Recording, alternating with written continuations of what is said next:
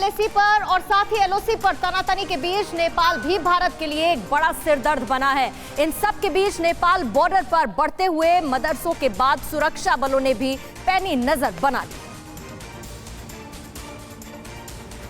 चीन के नेपाल में बढ़ते दखल और पाकिस्तान की नेपाल के रास्ते आतंकी साजिशों से नेपाल बॉर्डर भारत के लिए बड़ी चुनौती है। अब एक नई चिंता नेपाल से सटे यूपी के जिलों में सामने आई है। महाराजगंज, सिद्धार्थनगर, श्रावस्ती और बहराइच जिलों में खुले मदरसों ने यूपी पुलिस को सचेत कर दिया है। संस्थान की जो अपनी आय की स्रोत हैं उसे अधिक के दिखते हैं, मतलब अचानक बहुत बड़े बड़े बिल्डिंग्स और ये सब बन रहे हैं। जो मदरसे बॉर्डर के इलाके में खुले हैं लगभग 300 हैं और चौंका देने वाली बात यह है कि इन मदरसों को संचालित करने वाले लोगों की इनकम इतनी नहीं है जितना खर्च इन मदरसों की बिल्डिंग में किया गया है।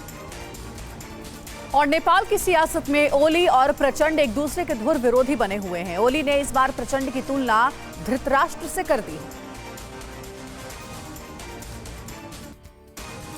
नेपाल में सियासी खींचतान और उठापटक का खेल जारी है। पीएम ओली और प्रचंड एक दूसरे को शह और मात देने में लगे हैं। ओली ने प्रचंड पर महाभारत के पात्र धृतराष्ट्र से तुलना कर सियासी हमला किया है। ओली ने कहा कि मैं उसे एक दोस्त की तरह मानता हूं जबकि वो धृतराष्ट्र की तरह है।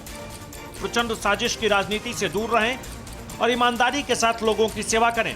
दरअसल ओली ने यह हमला प्रचंड के नेपाली कांग्रेस के साथ गठबंधन के बाद किया है, जिसमें ओली ने आरोप लगाया है कि प्रचंड ने यह गठजोड़ अपनी बेटी रेणु दहल को मेयर का चुनाव जिताने के लिए किया है।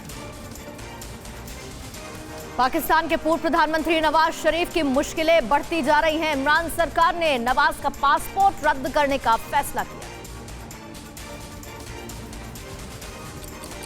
पाकिस्तान के वजीर आजम सियासत में अब बदले की भावना पर उतर आए हैं। मरियम नवाज के लगातार हमले से बौखलाए इमरान ने पॉलिटिकल वेनेडिटा को हथियार के तौर पर इस्तेमाल किया है। इमरान ने 3 बार पाकिस्तान के पीएम रह चुके नवाज शरीफ पर बड़ा शिकंजा कसा है।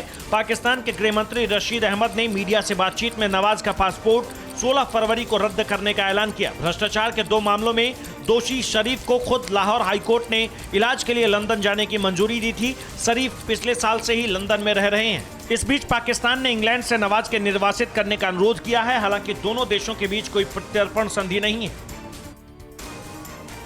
और यमन के अदन हवाई अड्डे पर हवाई हमला हुआ जिसमें कि 28 लोगों की मौत हो गई है। ये हवाई हमला उस दौरान हुआ जब एक नई कैबिनेट के सदस्यों को विमान में ले जाया जा रहा था और वो विमान लैंड हो रही थी। यमन में अदन हवाई अड्डे पर हुए किसी आतंकी संगठन ने इस धमाके की जिम्मेदारी ली है। सऊदी अरब से अदन हवाई अड्डे पर आए विमान में उस वक्त धमाका हुआ जब नई कैबिनेट के सदस्यों को लेकर एक विमान लैंड किया था। एयरपोर्ट पर हुए धमाके में 26 लोगों की मौत हो गई है। धमाके में 60 से ज्यादा लोग गंभीर रूप से घायल हो गए हैं। किसी भी मंत्री को कोई नुकसान नहीं हुआ है। विमान में यमन के पीएम मीन अब्दुल मलिक सईद भी मौजूद थे। धमाके की वजह से एयरपोर्ट के आसपास नुकसान की भी खबरें हैं। फिलहाल अदन हवाई अड्डे पर सुरक्षा व्यवस्था कड़ी कर दी गई है। न्यूज़ टॉप 9 रोज सुबह 7 बजे और शाम 7 बजे सिर्फ TV9 भारतवर्ष पर।